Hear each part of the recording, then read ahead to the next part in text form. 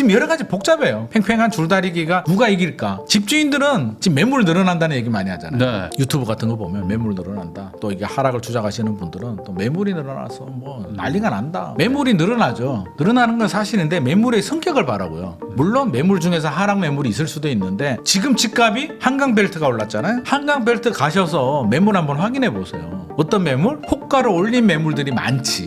그러니까 차익 실현을 노리는 집주인들. 하락 거래가 아니라고요. 그러니까 지금 안 팔면 안 될 것 같아. 네. 빨리 가격을 저렴하게 급매로 팔아야 될 것 같은 매물이 아니라고요. 더 문제는 2026년? 나 2026년 자료 보면 미쳐버릴 것 같아. 이거 어떡하지? 지금 뭐 7,000원? 약간 다르지만 7천 중반대를 얘기하는 10,000호가 안 되는 건 확실한 사실인 것 네. 같습니다. 아니 이게 20,000호, 40,000호도 오르는데 10,000호가 안 되면 네. 어떤 문제가 생기냐? 매물도 문제인데요. 매매 가격도 문제인데 전세? 전세가 어쩔 거야?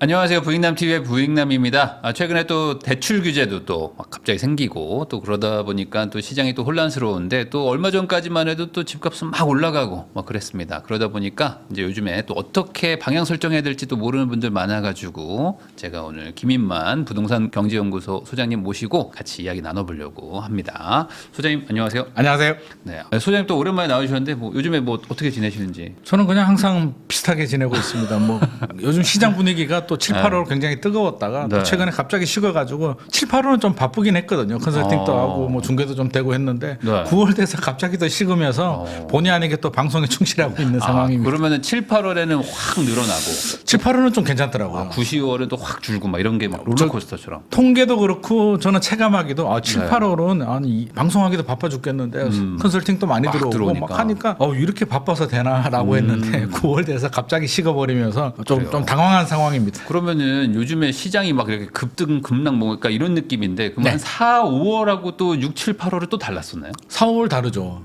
4월, 5월 약간 꿈틀꿈틀 되는 분위기였고 6, 7, 8월은 달렸고 네. 9월은 갑자기 제가 볼 때는 한 4월 수준으로 갔고 10월은 3월 수준으로 돌아간 것 같습니다. 이게 그 등산하는 느낌? 네. 아니 그러면 보통 그래도 일반적인 어떤 상식이랄까 이런 네. 거는 그래도 좀 천천히 뭐 좀 달궈지는 느낌도 있을 텐데 네. 지금은 거의 뭐 확 롤러코스터? 바뀌었네요. 옛날 에버랜드 T 익스프레스 타는 느낌? 뭐 그런 느낌을 받고 그러면은 있습니다. 막 6월, 7월에 막 사람들이 막 거래량도 막 팍팍 뛰었는데. 7월 거래량 미쳤죠. 네, 그거 혹시 왜 그랬다고 혹시 생각하세요? 7월 거래량이 아마 8,800건 거의 네. 9,000건 가까이 나왔는데 이게 엄청난 거래량입니다. 이게 왜 엄청나냐면 우리 2020년, 2021년에 이제 연끌하고 네. 다들 막 난리가 났을 때 10,000건 넘은 거래가 2달 있었거든요. 근데 그때는 실수요자들도 사고 네. 투자자들도 들어오고 대한민국이 뭐 거의 상승기의 정점을 찍던 시절이잖아요. 10,000건 넘은 달이 2달 있었고 8,000건 넘은 달은 그다음부터 없습니다. 네. 근데 8,800건이 넘버 3인데 이게 이번 시장의 특징이 실수요자들 움직이잖아요. 무주택자들이 집을 사거나 1주택자들이 팔고 갈아타는 이 실수요자들의 힘만으로 서울이 거의 9,000건 가까이 거래가 됐다는 건 앞으로 이런 일들이 발생할 수 있을까 그러니까요. 정도의 생각이 들고 왜 이렇게 폭발했냐라고 보면 거슬러 올라가면 실수요자들이잖아요. 네. 실수요자들은 뭔가요? 집이 필요한 분들. 그렇죠. 그리고 자금이 되지 않는 분들은 돈이 없는데 구매 능력이 되지 않는데 살 수가 없잖아요. 네. 어느 정도 자금이 되고 구매 욕구도 있으신 분들이에요. 근데 2022년에 금리가 오르면서 집값이 떨어졌죠. 네. 2020년, 2021년 상승 열차를 타지 못한 분들 타려고 했는데 너무 많이 오른 것 같아. 어떡하지? 네. 어떡하지 하다가 본의 아니게 상승 열차를 못한 분들, 상대적인 박탈감, 상처를 가지고 계시는 분들, 트라우마가 있으신 분들이 2022년에 이제 금리가 오르면서 집값이 떨어집니다. 일단 관망 모드. 네. 잘 됐다. 기회가 나한테 오는구나. 지켜보죠. 보통 일반적으로 조정이 되면 이제 몇 년 정도 조정이 되니까 2023년 정부가 규제를 풉니다. 그래 규제를 풀어도 1차 하락이 왔고 또 2차 하락이 빨리 올 수도 있을 거야. 기다렸는데 작년에 또 특례보금자리 나오면서 좀 반등을 네. 했고 이 정도 가지고는 안 될 것 같아. 또 떨어지겠지? 작년 추석 이후로 또 살짝 떨어졌거든요. 그렇죠. 이제 기회다. 여기서부터 계속 조정이 될 거야 라고 예상을 했는데 올 2월 지나고 다시 또 조금씩 거래가 올라갑니다. 네. 설 지나고 네. 어떡하지 하고 있는데 3월, 4월, 5월 되면 좀 안정이 되겠지? 5월부터 폭발합니다. 그러니까요. 이제 막 당황하는 거예요. 네. 이게 뭐지? 큰일 났네. 났다? 빨리 들어가야 돼? 어떻게 해야 돼? 5월, 6월? 결정적으로 7월에 폭발하는 게 제 생각에는 상담할 때도 그렇고 그 스트레스 DSR 2단계를 이제 2달 연기했잖아요. 네. 저는 그게 기폭제가 됐다고 보는데 많은 사람들이 그거를 사실은 별일 아니잖아요. 네. 아, 연기할 수도 있지. 여러 가지 사정에 의해서 뭐 가계부채 문제도 있고 또 PF 문제도 있고 여러 가지가 있으니까 2달 연기한 걸 가지고 어떻게 왜곡 인지를 하냐면 정부는 집값 잡을 의지가 없다. 각자 도생을 해야 되는구나. 네. 아, 정부는 잡을 의지가 없고 그냥 올리기를 바라는구나라고 이제 단정 짓습니다. 네. 그러니까 어떻게 해야 돼요? 각자 도생해야 되면 지난 시간에도 제가 말씀드렸듯이 게임 이론에서 네. 내 친구보다 내가 그렇죠. 먼저 움직여야 어차피 살 거라면 빨리 사야 된다. 이제 경기가 시작돼. 스타트. 네. 총소리가 울린 거예요. 마음의 총소리가 빵 달려. 그러니까 서로 달리니까 뭐 7월 뭐 엄청난 거래량 거의 6월 7월이 아마 거의 2020년 맞아요. 2021년 실수요자 입장에서는 네. 멘탈이 나간 상태고 8월 되니까 또 막 대출 규제 막는다 그래. 막 더 몰려서 난리가 났는데 7월 8월 많이 거래가 됐거든요. 그리고 실제로 가격도 많이 올랐잖아요. 수도권, 지방 모든 지역이 다 올라간 건 아니고 서울도 이제 한강벨트 네. 위주로 뭐 강남 3구, 마포, 성동, 뭐 동작, 강동구 정도 진짜 한강벨트 위주로 뭐 전고점 가까이 또는 뚫은 지역들도 있습니다. 네. 올라갔죠. 올라가서 여기서 또 고민이 돼요. 아, 이거 따라가도 되나? 아, 전고점을 아래라면 전고점까지 우리가 간다는 거는 한번 왔던 길은 쉽게 가거든요. 네. 고기도 먹어본 사람이 맛을 안다고 한번 갔던 길은 쉽게 가는데 이제 전고점을 뚫고 새로운 상승장이 시작될 것인가 아닌가는 또 다른 관점인데 여기서 이제 고민되죠. 아, 이거 좀 기다려야 돼, 말아야 돼라고 하는데 마침 또 강력한 대출 규제가 나오니까 이참에 쉬어갈까라고 해서 지금 관망 모드로 들어가고 거래량은 지금 많이 떨어진 상태입니다. 그러면은 이제 소장님 말씀을 뭐 정리하면은 한 1년에서 1년 반 정도 기다렸던 어떤 수요들이 폭발하는 거죠. 약간 애매하다가 야 이거 아닌 것 같다 해서 그냥 4, 5, 6에 막 몰려왔다. 자금력이 이렇게 가야 되고 되는군요. 집을 사려는 구매 욕구가 있으신 분들, 능력이 안 되시는 분들은 아직도 준비가 안 된 상태이고요. 생각해 보면 2022년에 거래량 많이 떨어졌잖아요. 네. 집값 떨어지. 거의 2023년, 뭐, 네. 2023년 또 작년에 주간 변동 그래프를 보면 이렇게 상승 곡선에서 내려갔지만 거래량을 보면 작년 2023년 거래량이 뭐 3천 건, 4천 건 정도밖에 되지 않아요. 네. 지금 거래량 정도밖에 되진 않습니다. 그 얘기는 사려는 분들이 안 샀다는 거예요. 2년 동안 안 사고 있던 분들이 지금 터졌기 때문에 그렇게 생각해 보면 이상한 일은 아니다.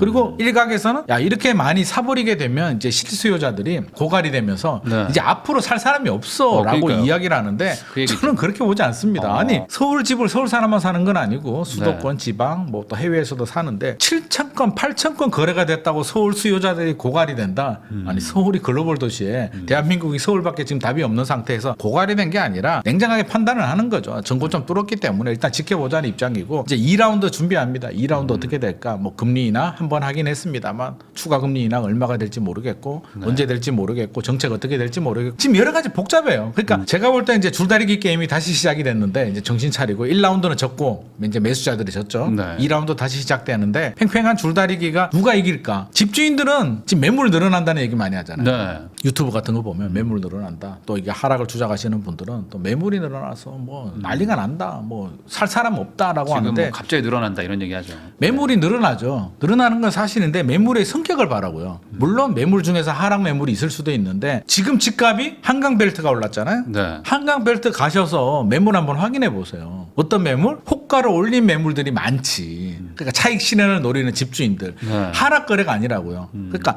지금 안 팔면 안 될 것 같아. 네. 빨리 가격을 저렴하게 급매로 팔아야 될 것 같은 매물이 아니라고요. 그러면 예를 한번 들어보면 잠실 헬스가 27억이 이제 전고점이었습니다. 네. 2021년에. 최근에 28억 넘었죠.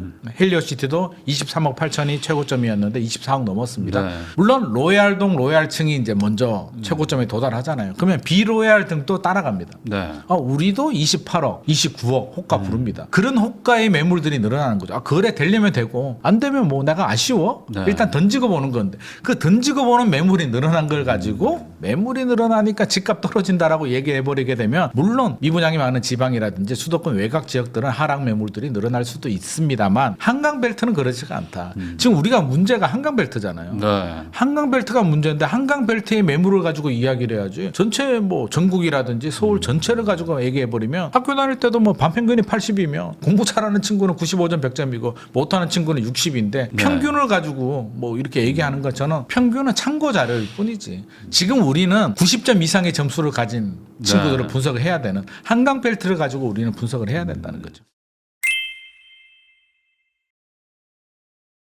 그러면 이제 말씀하신 것처럼 이제 그 어떤 좀 약간 상대적으로 좀 상급지 좀 살기 좋은데 이런 데들 위주로 보면은 그 매물은 늘어났지만 이제 실거래가 대비 더 높은 호가들만 지금 계속 쌓여가는. 그래서 거래가 안 네. 되잖아요. 그러니까 거래는 안 되고. 거래가 잘 되려면 이제 매수자 매도자들의 의견 네. 일치잖아요. 합의가 돼야 되는데 자 매도자들 집을 팔려는 분들은 일단 호가를 올립니다. 그럼 거래되면 땡큐고 안 되면 말고 네. 식으로 일단 올립니다. 그럼 매수자 입장에서는 이 호가를 따라가면 거래가 성사되는 거고요. 이제 네. 상승 거래가 되는 건데 지금 따라가기에는 부담스럽잖아요. 단기간에 너무 급등을 했고 대출 규제도 구매 능력에 제한도 네. 받고 뭐 예를 들면 집주인들 매도자들이 28억에 올리면 매수자들은 나는 한 26억이면 살래라는 반응을 보여주고 있거든요. 서로 이게 갭이 벌어지잖아요. 네. 그러니까 거래가 안 되는 거지. 집값이 떨어질 것 같아 집주인들이 하락에 베팅을 한다라고 하면 26억으로 내려가죠. 26억이 그러겠죠. 내렸으면 거래량이 늘어나요. 그러니까 매물만 보는 게 아니라 매물과 거래량을 같이 그러니까 상승할 때는 매물도 늘어나면서 거래량도 늘어나니까 매물이 줄어드는 거고 하락할 때는 매물이 늘어나는데 따라서 이게 가격을 내려서 급매물로 되니까 네. 또 거래를 하니까 매물은 줄어드는데 매물이 늘어난다는 얘기는 거래가 안 된다는 얘기고 서로 바라보는 산이 다르다. 그럼 아무래도 그 매수자들 입장에서는 기존에 이제 직전 실거래가도 이제 좀 신경이 좀 쓰이고 그러니까 시죠. 내가 뭐 25억인데 내가 26억 주고 산다는 게 좀 약간 심적으로 이건 이게 내가 어렵잖아요. 어렵죠. 네. 내가 이걸 따라가야 되는 그러니까요. 그러니까 이제 뭔가 좀 계기도 생겼기 때문에 좀 관망인데 네. 이러다가 누가 26억의 호가를 이제 사주면 다시 그러면 또 가나 보다 달라져. 하고 가는 거고 네, 분위기에 여기서 따라서 25억 5천에 누가 또 팔리면 이제 매도자가 조금 이제 쫄리나 보다 뭐 이런 굉장히 거잖아요. 정상적인 흐름이고요. 우리 누구라도 마찬가지잖아요. 가지 않은 길을 가기는 굉장히 두렵거든요. 네. 갔던 길은 쉽게 갑니다. 그러니까 전고점이 갔던 길이잖아요. 갔던 길은 쉽게 가는데 이제 가지 않은 길을 가야 됩니다. 우리 심리적으로 따라가고 싶거든요. 따라가고 싶은 심리. 횡단보도도 기다리다가 한 사람이 움직이면 따라가잖아요. 네. 빨간불인데도 따라가잖아. 따라가고 싶은 심리지 우리가 1등으로 내가 선도자가 되고 싶은 마음은 우리가 별로 없어요. 그런 사람들은 한 10% 정도밖에 되지 않거든요. 네. 그러니까 이제 전고점을 뚫었는데 이걸 누가 뚫고 가는 거야. 일단 지금 막 보는 거야. 내 친구가 뚫나? 누가 좀 뚫어줬으면 좋겠는데 또 한 마음은 안 뚫었고 떨어지면 내가 더 좋겠다. 여러 가지 마음이 공존하는 상황이기 때문에 지금은 이제 눈치 작전. 한번 흐름이 결정되면 한 3개월에서 6개월 가거든요. 그러니까 9월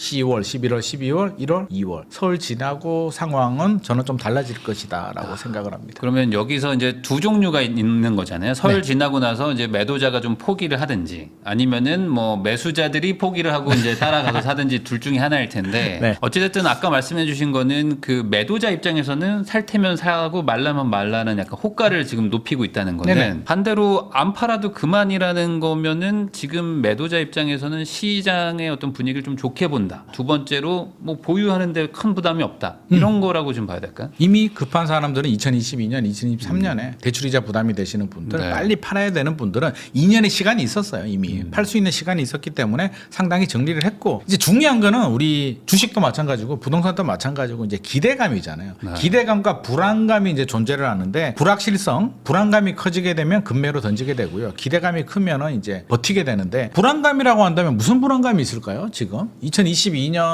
4분기, 2023년 1분기 같은 경우는 사실 금리가 한국은행 기준금리가 3.5%인데 3.5%가 그렇게 두려웠을까요? 저는 그게 두려운 게 아니라 불확실성. 야 이게 이런 식으로 가면 도대체 얼마나 가는 거야? 앞이 안 보여. 계산이 안 될 때. 계산이 안 될 네. 때, 예측이 안 될 때 우리는 불안감을 느끼게 되고 불안감을 느끼면 이제 금매로 던지게 됩니다. 네. 3.5%라고 한국은행이 미리 얘기해 줬더라면 야 우리 올리는데 3.5%에서 멈출 거야 라고 확실히 답을 해줬으면 금매로 안 팔죠. 3.5%의 계산기 두들겨 보면 한번 버텨보자. 1, 2년 그렇죠. 버텨보자인데 이게 불확실성 때문에 던지는 건데 지금 무슨 불확실성이 있나요? 저는 아무리 봐도 2025년에 불확실성? 네. 어떤 불확실성? 불확실성이 아니라 예상치 못하는 변수는 있을 수는 있죠. 네. 그게 뭐냐면 미국이 갑자기 금리를 다시 올린다. 정부가 갑자기 강력한 규제로 서울 전체를 규제 지역으로 묶어버린다. 대출 규제를 스트레스 DSR 뭐 4단계가 도입해서 아예 대출을 막아버린다. 이런 예상치 못하는 상황이 발생하게 되면 또 다른 방향으로 갈 수가 있는데 그거는 예상치 못하는 변수이고 우리가 예상치 못하는 변수를 가지고 예측할 수는 없잖아요. 예상할 수 있는 변수를 생각해 보면 금리 인하될 가능성이 훨씬 더 높을 것 같은데 그렇죠? 네. 첫 번째 집주인 입장에서 먼저 매도자 입장에서 생각을 해보자고요. 금리 인하 가능성이 높아. 올해는 한 차례 정도. 저는 이제 올해는 추가 인하하기는 현실적으로 좀 어려울 것이다. 11월 미국 대선도 네. 있고 미국도 쉽지 않을 것 같고요. 여러 가지 의견이 있는데 내년에 두 차례 정도는 뭐 적어도 인하하지 않겠습니까? 미국이나 한국은행이나 네. 그러면 중금리 정도는 갈 수가 있다. 한 차례 정도는 지금 대출 금리는 더 올랐잖아요. 가상금리 올렸는데 네. 기준금리가 0.25 두 번이면 0.5%포인트 50bp 정도 내려가면 아무리 가상금리를 올려도 현실적으로 대출금리 내려갈 그렇죠. 수밖에 없고요. 네. 은행들도 이제 태도가 달라집니다. 올해야 영업실적을 9월 이전에 다 채웠거든요. 네. 8월까지 폭발해서 이미 지점장들, 우리 본부장님들, 임원들 실적 달성 다 했고 나 올해 이제 그냥 놀아도 성과가 나오는 상황이기 때문에 아무런 문제가 올해 없는데 장사 끝났죠. 올해 장사 네. 끝났는데 금감원장이 불러서 똑바로 좀 해. 관리 좀 해. 네, 알겠습니다. 당연히 말 들어주는데 2025년 새해가 됐는데 금감원장이 불러서 야 대출 좀 계속 막아야 될 것 같아. 무슨 소리야. 내 성과급이 중요하지. 그렇죠. 국가가 중요해? 대출 문턱이 낮아집니다. 그러니까 금리가 내려가는데 이것도 똑같은 거잖아요. 얘도 금리 내릴 것 같고 나도 내릴 것 같고 내가 먼저 내려야지만 영업이 되는 근데 거니까. 분명히 이제 우리나라 시중 5개 은행이 있고 이금융권이 네. 있는데 또 먼저 내리는 은행이 반드시 나오거든요. 그러겠죠. 그러면 또 KBN에서 뒤따라가야 되고 예전에 막 농협 이런 데서 막 갑자기 막 풀고 막 이런 것들이 있었거든요. 내년에도 저는 농협이 먼저 내리지 않을까 개인적으로 네. 생각을 하고요. 자, 집주인 입장에서 기준금리 인하 가능성 높죠. 일단 뭐 합리적인 생각입니다. 두 번째 입주 물량? 네. 입주 물량이 늘어날까요? 뭐 당장은 뭐 쉽지 않죠. 네. 쉽지 않아요. 네. 그러니까 올림픽파크 포레온 물량이 12,000세대를 가지고 그걸 올해로 잡으면 올해가 3만 호가 넘는 거고 그걸 내년으로 2월 시키면 내년이 3만 호가 넘는 건데 올림픽파크 포레온을 빼버리고 나면 실제로 물량이 그렇게 많지 않아요. 그냥 2만 네, 2만 세대도 2만 안 되죠. 정도. 거의 뭐 2만 세대 정도 잘해야 중반 정도밖에 안 나오는데 문재인 정부 시절에 4만 6천 호, 4만 7천 호, 많게는 4만 8천 호 조사기관에 따라서 차이는 있습니다만 그래도 집값 올랐거든요. 네. 그거 반토막인데 공급 물량 부족하죠. 더 문제는 2026년? 그러니까 나 2026년 자료 보면 미쳐버릴 것 같아. 이거 어떡하지? 지금 뭐 7,000호? 약간 다르지만 7천 중반대를 얘기하는 만호가 안 되는 건 확실한 사실인 것 네. 같습니다. 아니 이게 2만호, 4만호도 오르는데 만호가 안 되면 네. 어떤 문제가 생기냐? 매물도 문제인데요. 매매 가격도 문제인데 전세? 전세가 어쩔 거야? 뛸 확률이 높죠. 집값은 여러 가지가 결정을 하잖아요. 금리도 결정하고 입주 물량도 결정하고 집주인이 매물을 내놓는 매물 수도 중요하고 또 정책도 중요하고 또 다른 변수들 뭐 여러 가지도 봐야 되는데 전세는 굉장히 단순한 논리잖아요. 실수요자들의 시장이기 때문에 공급 물량이 많으냐 적으냐 특히 입주 물량에 직접적인 영향을 주는데 7,000호면 이거 전세 가격 안정이 될 수가 있을까요? 불가능하다? 지금도 전세 가격 올라가잖아요. 네. 최근에 공식 하나 깨졌잖아요. 물량 앞에 장사 없다가 이제 공식 네. 올림픽파크 그러니까요. 포레온이 믿었던 저도 이제 실수한 게 올 초만 하더라도 올림픽파크 포레온 강동구에 12,000세대가 나오니까 강동구는 전세 시장이 좀 안정될 것 같다. 전세를 원하시는 분들은 강동구를 눈여겨보셔라고 네. 제가 말씀드렸는데 저희가 좀 머쓱해질 정도로 강동구 전세 가격이 올라가네. 2018년 말 2019년 헬리오시티 9,510세대 입주장이 나왔을 때 전용 네. 84가 뭐 4억 7천 막 이렇게까지도 떨어졌잖아요. 한 6개월 정도 한시적이지만 떨어졌는데 저는 올림픽파크 포레온 또 입주를 앞두고는 떨어질 거야. 한 6개월 전부터 떨어져야 되는데 안 떨어지더라고요. 아 입주를 앞두면 물량이 몰릴 거야. 이제 입주가 얼마 안 남았잖아요. 11월 네. 27일인가요? 어떡하지? 물량이 없어요. 그래서 전세나 월세를 기다리는 분들이 지금 굉장히 당황하고 있는 게 아니 물량이라도 나오고 가격이라도 떨어져야 되는데 물량도 없고 가격도 안 떨어집니다. 이유가 뭐지? 라고 살펴보니까 두 가지 이유가 있더라고요. 첫 번째는 3년 실거주 의무 유예가 됐잖아요. 네. 애매하게 돼버렸죠. 이게 폐지를 해줬어야 되는데 네. 유예라는 거는 결국에는 해야 돼요. 그러니까 집주인 입장에서는 요즘 얼죽신이잖아요. 얼어 죽어도 신축 아파트인데 이걸 전세를 주느냐 내가 들어가느냐를 판단을 해야 되는데 3년 유예인데 어차피 들어가야 되는데 그러면 2년 후에 들어갈까 지금 들어갈까 네. 집이 엉망이면 안 들어가겠죠. 사전 점검을 했는데 야 이건 뭐야 집이 너무 좋아. 너무 좋은 거야 이게 진짜로 본 사람들은 다들 감탄했다고 네. 뭐 프레이드도 하고 뭐 장난 아니었다는데 네. 입주해야겠다 어차피 입주하잖아 2년 후에 입주할 거 지금 입주하자 내가 왜 세입자 줘가지고 집을 이 좋은 집을 내가 왜 세입자한테 줘야 돼 네. 내가 살고 있는 집을 차라리 전세로 돌리든지 매물이 안 나오죠 나와 있는 매물도 다 회수했다고 합니다 전세 월세 매물이 그러니까 더 올라가지 네. 그러면 내년에는 또 똑같은 상황이잖아요. 얼죽신 현상이 내년이라고 없어지겠습니까? 그럼 전세 가격까지도 문제야. 금리나 입주 물량, 전세 이거 어쩔 거야. 그러면 매도자 집주인 입장에서 생각해 보면 내가 당황해서 불확실성으로 급매를 던져야 될까 아니면 호가를 올려서 기다려야 될까 역지사지 해보자고요. 매수자들도 매도자 입장에서 한번 생각을 해보자고요. 내가 매도자면 당연히 그런 선택을 하겠죠. 그럼 이제 반대로 매수자 입장에서 우리가 생각을 해보자고요. 네. 매도자들은 버텨. 그럼 매수자들은 어떤 선택을 해야 될까? 이제 집을 사려는 분들, 자금력이 되지 않거나 구매 능력이 되지 않거나 구매 욕구가 아예 없는 분들은 이제 대상이 안 되잖아요. 살 네. 생각이 없는데 돈이 부족한데 아무런 대상이 감당이 안 되는데 자금력도 좀 되고 살 마음도 좀 있으신 분들이 이제 고민에 빠지는 거잖아. 이거 어떻게 해야 되지? 그럼 하락 요인을 찾잖아요. 네. 떨어지면 좋으니까.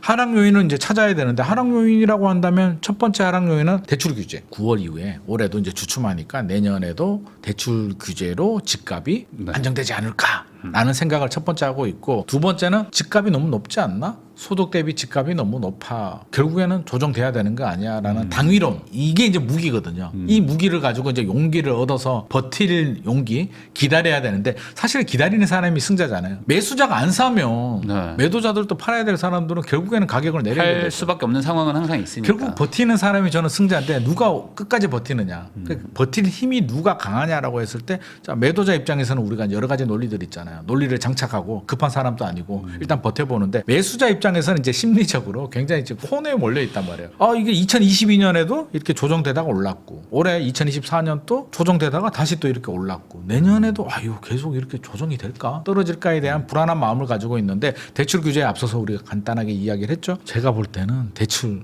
풀립니다. 금리도 내려갑니다. 내년에. 네. 그러면 일단 1차 아마 굉장히 정신적으로 멘탈이 한번 흔들릴 것 같습니다. 대출금리 내리는 순간 빨리 사야 될까? 또 게임 이론에 들어가서 또 막 심리가 복잡해지면서 나 어떡하지? 막 부부끼리도 대화도 하게 되고 하루에도 마음이 왔다 갔다 한 10번 정도 왔다 갔다 하는 상황이고 소득 대비 집값이 높다. 물론 맞죠. 많이 올랐죠. 소득 대비 네. 집값이 높은데 그러면 지금 최근에 움직이는 게 전국이 아니잖아요. 소득 대비 집값이 움직이는 지역들은 또 정해져 있는데 우리가 소위 말하는 이제 뭐 한강벨트라든지 이런 지역들이 진짜 소득 대비 집값으로 움직이는 지역일까라고 생각해 보면 그들 지역은 그렇지 않다는 거죠. 특히 서울도 마찬가지고. 그래서 폭등하지는 않을 것 같습니다. 제 생각에도 이제 폭등까지는 아닐 것 같아요. 왜냐하면 네. 폭등을 하려면 이제 몇 가지 전제 조건이 있는데 폭등을 하려면 일단 저금리 유동성이 돼야 되는데 중금리 정도 갈 것 같습니다. 이게 가계부채도 문제고 한국은행이 내려도 저는 2% 중반대 정도 그게 2025년이 될지 6년이 될지는 모르겠습니다만 2% 중반대 미국은 3% 중반대 정도에서 어느 정도 컨트롤 하려고 노력을 네. 할 것 같습니다. 그러면 저금리 유동성은 아니잖아요.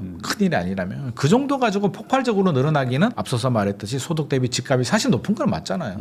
뭐 60억 거래가 됐다 그러는데 상식적으로 납득도 잘 안 되고 그렇게 바라본다면 폭등 가능성은 없는데 그러면 집을 사려는 분들이 폭등을 기대하고 사지는 않잖아요. 그렇죠. 뭐 내가 산 거보다만 올라라 뭐 이런 거니까. 그렇죠. 내가 산 것보다는 오르고 떨어지지는 않았으면 좋겠다. 네. 결국에는 올라가겠지. 장기적인 우상향은 우리가 다 알고 있으니까 결국 올라가는데 내가 샀으면 떨어지지 않았으면 좋겠다라는 소박한 꿈을 가지고 있는데 결국에는 저는 매수자들이 더 불안하게 코너에 몰릴 것이다. 소득 대비 집값도 이제 그 통계적인 얘기고 실제로 그게 부동산이 우리 논리적으로 잘 설명이 안 되는 네. 비교 거래 사례법에 적용이 되면 사실 이게 논리적이지 않잖아요. 예를 들어서 대표님 이제 빌딩 하시지만 꼬마 빌딩 같은 경우도 원가법 적용하면 땅값에 건물가 하면 어느 정도 답이 나오잖아요. 아니면 수익 환원법 해서 수익률 몇 퍼센트의 네. 적정 가치. 아파트가 이런 식으로 계산이 안 되잖아요. 원밸리를 원가법에 계산해 보세요. 원밸리 땅값에 그렇죠. 건축비 따져보면 그게 어떻게 60억이 나와. 땅값이 그게 얼마인데요. 대지지분 몇 평이라고. 네. 아무리 계산해도 그렇게 안 나오거든요. 30억도 안 나올 거거든요. 그럼에도 비교거래 사례법에 하면은 계산 거래가 되는 게 비논리적인 게 아파트 시장이기 때문에 아파트 시장은 결국엔 논리적으로 접근할 수 없는 우리 상식으로 접근할 수 없는 시장이라고 보여집니다. 그리고 아무래도 이제 말씀하신 어떤 서울의 좀 고가 아파트 쪽은 이제 단순히 소득으로 산다기보다는 기존에 자산도 있는 분들이 또 이제 자산에 소득을 얹어가지고 사는 거기도 하니까. 본인 능력과 부모님 능력. 네, 부모님 능력도 있고 결혼하면서 갑자기 뭐 양가에서 받기도 하고 뭐 별의별 일들이 있으니까 네. 단순히 소득 대비로 하기는 또 애매한 부분도 있다. 이게 참 양극화가 심각한 게 최근에 예식장 가보시면 네. 대표님도 예식장 많이 가시겠지만 예식장 가보면 최근에 뷔페 예식장을 잘 안 가본 것 같아요.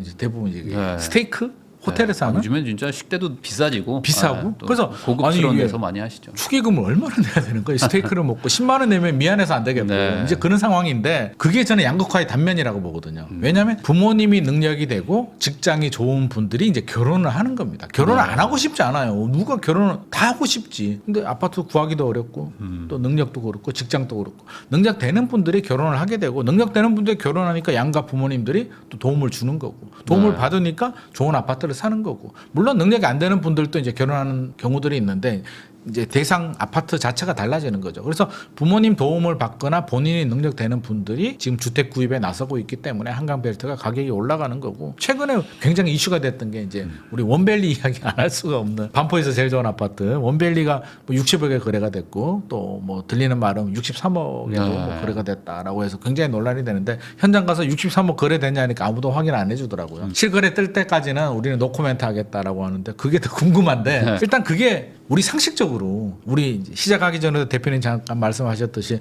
투자 관점에서 63억, 60억에 사는 게 과연 타당할까? 우리가 투자 관점에서, 일반적인 투자 관점에서 수익률 개념으로. 수익률 개념으로 세금 내고 네. 취득세만 얼마인데? 그러니까요. 취득세만 3% 넘잖아. 1주택이라도 3%면 60억에 3%. 3.3이면은 638 거의 2억이네요.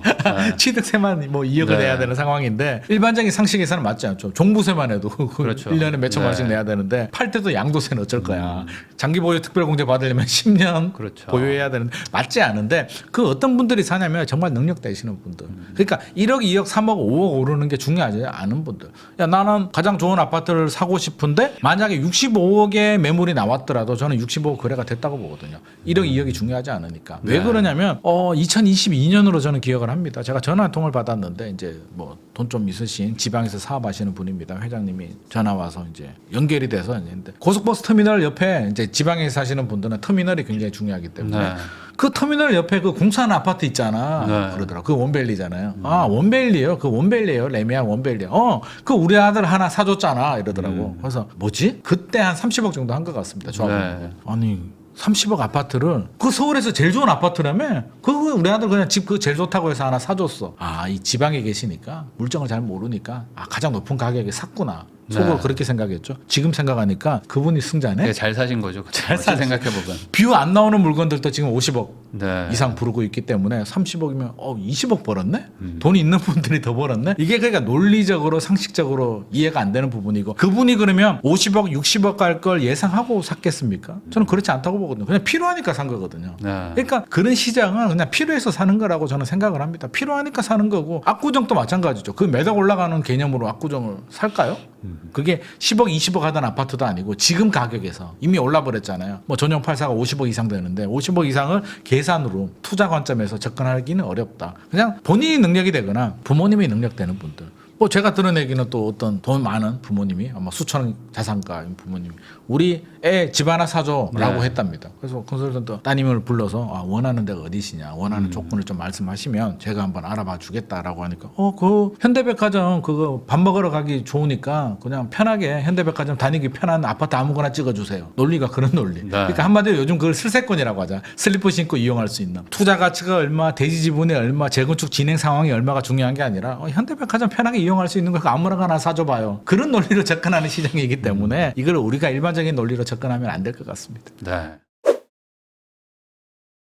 지금 보면은 살짝 오른 것도 분명히 있고, 거기다가 이제 대출 규제 때문에 좀 기다려야 되겠다라고 네네. 해서 지금 약간 좀 주춤하고 있는 상태 아닙니까? 네네. 그래서 여기서 이제 갈리는 게 아까 말씀하신 것처럼 대출 규제 다시 풀린다. 이것도 이제 한 분야에서 이제 얘기하시는 거고, 또 한 쪽은 정부도 그걸 모르지 않는다. 그러니까 내년에 혹시 예전처럼 아예 LTV 자체를 그냥 낮춰버리는 뭐 그런 식의 정책을 쓸 수도 있을 것이다. 금리는 내가 못 잡으니까 대출 한도를 그냥 낮춰버리면, 그러면은 또 이게 또 다시 한번 충격이 올 수 있는 거 아닙니까? 그럴 수도 있죠. 네. 그럴 수도 있는데 이거에 이제 대해서 그 어떻게 전제 생각하세요? 조건이 있죠. 전제 조건이 뭐냐면 집값이 올랐을 때. 집값이 올랐을 때. 항상 정책은 후행합니다. 네. 집값 반응을 보고 집값이 다시 8월처럼 막 단기 오르면. 급등을 하게 되면 정부도 대책을 강구해야 되는데, 은행장들 불러서 이번에도 똑바로 한번 해주세요라고 했을 때 은행이 우리도 먹고 살아야 됩니다. 더 이상 우리한테 좀 이러지 마시고요. 제발 네. 그냥 알아서 좀 하시고 우리도 좀 실적 좀 올리게 해주세요라고 할 거란 말입니다. 그러면 집값이 폭등하는데 가만히 있을 정부는 없죠.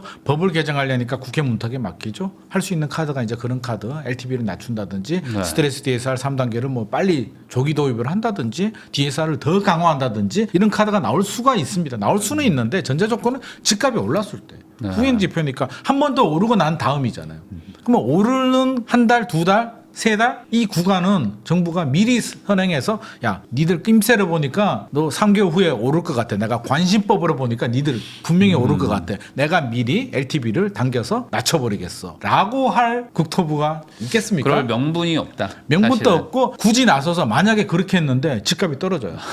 이거 어쩔? 그럼 뭐 난리 나겠죠. 난리가 나죠. 그러니까 정부 입장이 되어 보면 뭘 원하냐면 폭등도 아니고 폭락도 아닌 그냥 인플레이션 정도만 원하는 게 가장 이상적이잖아요. 왜 그러냐면 자 생각을 해보자고요. 저는 이제 우리가 대한민국에서 투자도 많이 하고 부동산 시장이 이제 다 개인 사유 재산이 이제 굉장히 많은데 싱가포르 같은 경우는 이제 뭐 국가가 한 80% 정도를 가지고 네. 있으니까 뭐 공공임대도 많이 하고 하는데 사업적으로 본다면 자 우리가 사업적 관점에서 좀 재밌게 좀 해석을 해보자면 우리가 국가라고 생각해보죠. 나라를 네. 이제 만들어요. 새로운 나라를 이제 하나 만드는데 싱가포르 모델로 가는 게 좋을까요? 한국 모델로 가는 게 좋을까요?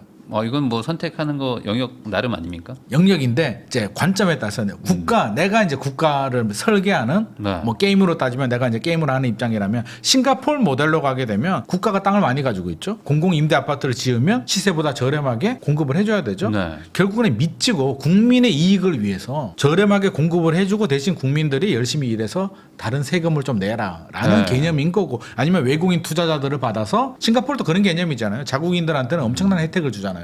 뭐 외국인들은 민간은 또 비싸게 받잖아요. 민간은 또 취득세가 비싸게 받고 한 엄청 세고. 20% 정도는 네. 굉장히 비싸게 받고 80%는 저렴하게 해주고 외국 기업에 대해서도 예를 들어서 뭐 레미안이 힐스테이트가 싱가포르에서 공사한다 그러면 의무적으로 싱가포르 국민들을 고용을 해야 되거든요. 그럼 그분들은 무슨 일을 하냐면 헬멧 쓰고 안전띠 하나 두르고 뭐 짝대기 하나 주고 그냥 안전요원으로 가만히 서 있으면 임금은 일하는 분들 해외 노동자보다 더 많이 받도록 하는 싱가포르는 이제 그런 구조, 자국민을 굉장히 사랑하는 구조이고 저는 한국 모델을 선택할 것 같습니다. 제가 국가를 만든다면 왜? 네. 자, 우리나라는 소유권을 넘겨줬죠. 토지 개혁을 네. 해서 물론 돈도 없었고 싱가포르처럼 뭐 돈이라도 있어야 뭘 국가가 소유하고 아파트라도 짓지. 거기는 뭐 아예 새로 만든 거나 마찬가지니까. 그렇죠. 네. 원래부터 이제 화교 자본에 돈이 네. 있었고 우리는 돈도 없었고 왜 그 얘기를 하냐면 우리가 내 집이다. 내 부동산이라고 한다면 그게 뭡니까? 소유권. 소유권이죠. 등기부 등본에 소유권이 내 이름으로 올라가는 거잖아요. 그게 내 집이라, 내 네. 부동산, 내 소유권인데 그러면 내 이름으로 올리게 되면 어떤 권리가 있냐면 사용 수익 처분의 권한이 생깁니다. 내가 네. 열심히 사용하고 월세 주면 수익도 없고 팔면 양도 차익을 얻는